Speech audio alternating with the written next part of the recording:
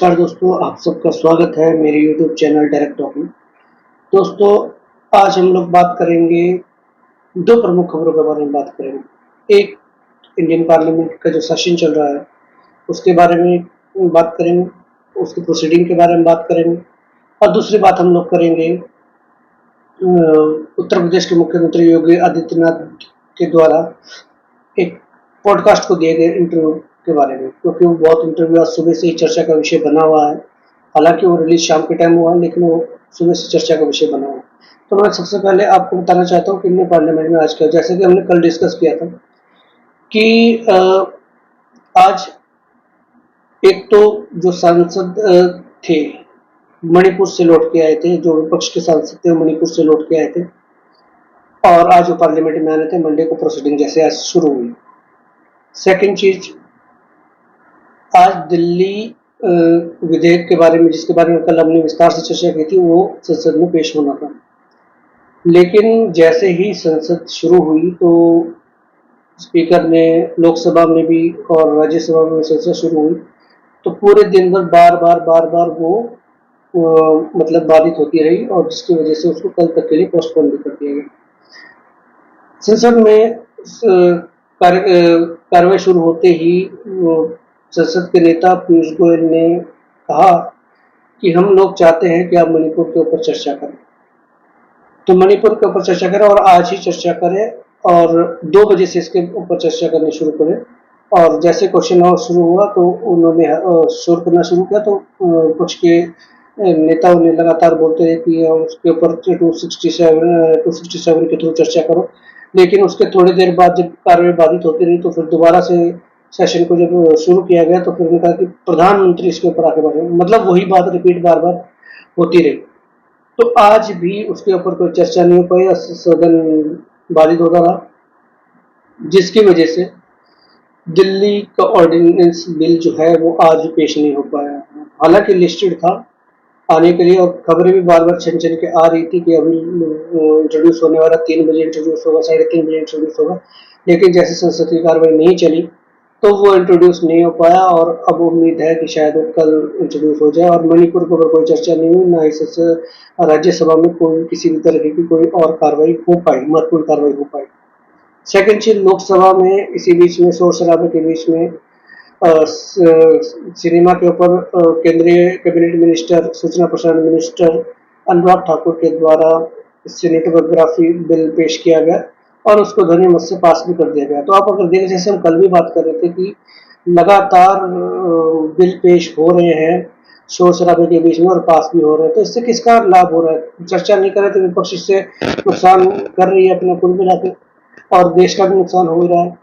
तो ये आज की संसद कार्रवाई थी, कुछ महत्वपूर्ण नहीं हुआ, बिल एक पास हो गया है, उसके अलावा कोई महत्वपूर्ण कार्रवाई नहीं हो पाई है। सेकंड जो न्यूज थी वो है कि उत्तर प्रदेश के मुख्यमंत्री ने एएनआई पॉडकास्ट को एक इंटरव्यू दिया।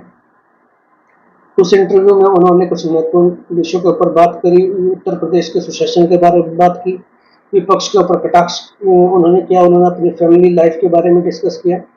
उसके साथ साथ उन्होंने एक महत्वपूर्ण बात की, उन्होंने ज्ञानवापी मस्जिद के बारे में अपना एक स्टेटमेंट दिया।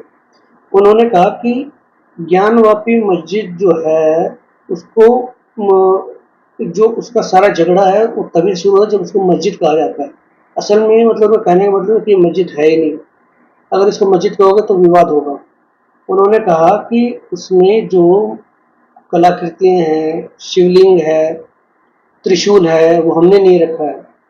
वो चिल्ला चिल्ला के सारी चीज़ें बता रही है कि एक मंदिर था।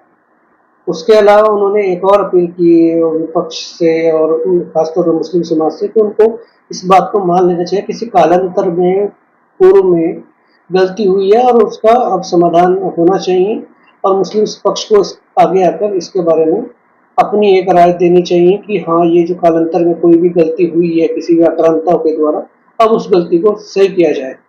तो अगर इस तरीके से उन्होंने, इससे कई मायने निकाले जा रहे हैं, उन्होंने एक बज क्रिएट कर दी है उत्तर प्रदेश के आने वाले 2024 चुनाव में कि अब बारी राम मंदिर के बाद काशी विश्वनाथ की है, उसके ऊपर चर्चा जरूर होगी। कोर्ट में मामला है, एएसआई का सर्वे कभी भी हो सकता है हाई कोर्ट के निर्देशानुसार, और बहुत सारी गतिविधि उसके ऊपर चल रही है। तो अब ये स्पष्ट हो गया है कि उत्तर प्रदेश के मुख्यमंत्री भी 2024 के चुनाव का जो दंगल चल रहा है उनमें उन्होंने एंट्री कर ली है। अब लगातार इस तरह की बयानबाजी होती रहेगी, विपक्ष ने भी इसके ऊपर बयानबाजी करी है और वो सब चाहते हैं कि उस माहौल गरमाया जाए। तो इस विषय के ऊपर योगी आदित्यनाथ ने स्पष्ट कहा है कि आप एक उदाहरण देखिए लॉ एंड ऑर्डर का उत्तर प्रदेश में। उत्तर प्रदेश का लॉ एंड ऑर्डर जो है देश में नंबर 1 पर है। चाहे चुनाव हो, पंचायत के चुनाव भी हुए, नगर निगम के चुनाव हुए, विधानसभा के चुनाव हुए, लोकसभा कोई हिंसा नहीं, किसी भी तरह की हिंसा नहीं, कोई दंगा नहीं हो रहा है पिछले 6-7 साल से, जब से वहाँ पे भारतीय जनता पार्टी की सरकार बनी। और वहीं पे एक उदाहरण ले लिया जाए तो पश्चिम बंगाल में किस तरीके से हिंसा हुई और इतने लोग वहाँ पे मारे गए। तो क्या देश को ये विपक्ष जो है पश्चिम बंगाल की तरह में बनाना चाहता है? उन्होंने कटाक्ष किया, उन्होंने इंडिया को विपक्ष के तौर पे कह दिया कि इंडिया नहीं है, कहना गलत होगा, आई डॉट डॉट डॉट है। मतलब वही पुराने कपड़ों में नए कपड़ों में पुराना जिन छुपा हुआ है। तो इस तरीके से एक आज बातचीत हुई है, उन्होंने पॉडकास्ट दिया जिससे कि एक राजनीतिक सरगर्मियाँ तेज हो गई है। इसके बारे में और भी जानकारी जैसे निकल के आती रहती है इन दोनों खबरों के बारे में या किसी और अपडेट्स के बारे में, पार्लियामेंट के बारे में तो हम लगातार बात करते रहेंगे, तो हम आप तक जरूर लेके इसको रेगुलर बेसिस पे आते रहेंगे। अगर आपको ये जानकारी अच्छी लगे तो मेरे चैनल को सब्सक्राइब भी कीजिए, वीडियो को लाइक कीजिए, शेयर कीजिए और बेल आइकन का बटन दबाइए जिससे कि आपको महत्वपूर्ण जानकारी लगातार मिलती रहे। Thank you.